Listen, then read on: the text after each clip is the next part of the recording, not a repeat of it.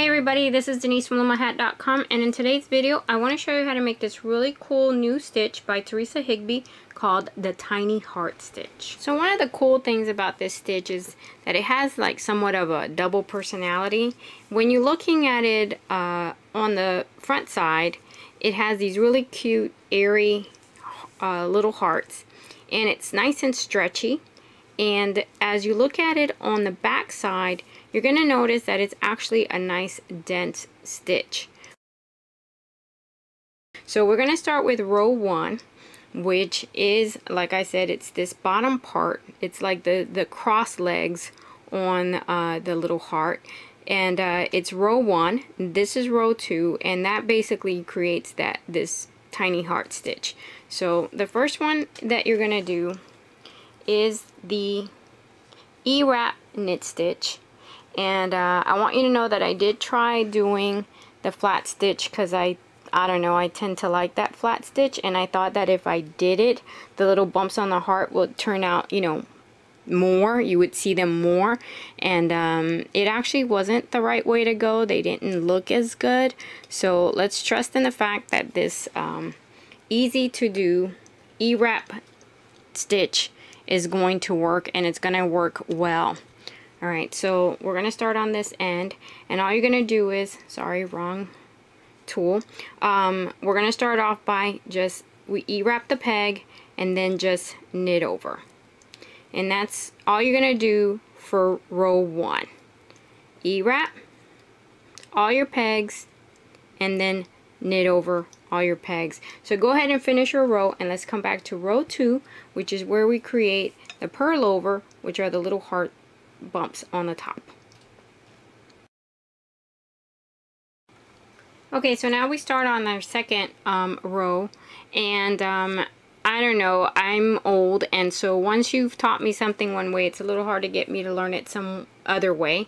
And I am trained to do this when someone says purl. So when Teresa said purl over, I would automatically put my yarn under the existing loop, but that is not what you're doing with the purl over. It's more like a half knit is what I call it, because your yarn is on the top, and then you are going to take your hook and go get that yarn that's on the top, create a loop like you would a knit stitch, and you're going to put it back on your peg.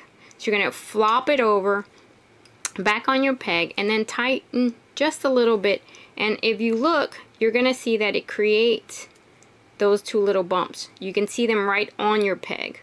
Okay, so again, it is a purl over, but it's not coming from under the existing loop. It comes from your loop. Your new loop comes from the top.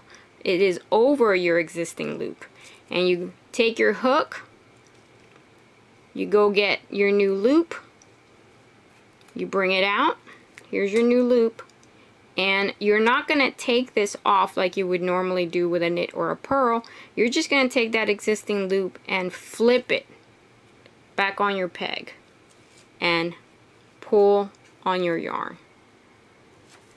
And that's it. That is your purl over. Your purl over that acts like a knit.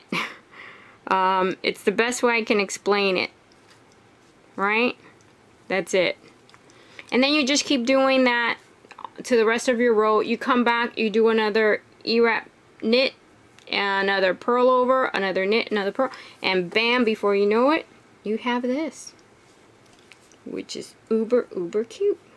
So I hope you guys liked it. I did give you a link to Teresa Higby's website channel, YouTube channel, on my description on this video, as well as on the website. So if you look Tiny Heart Stitch on my website, it'll give you a link to Teresa's YouTube channel as well as her website, which I believe is called Be Creative, like in a B, B-E-E.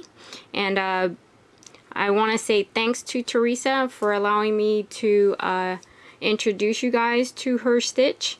And I hope you guys will stop by and see all her other wonderful creations on her YouTube and website. And until next time, I'll see you guys. Thanks a lot.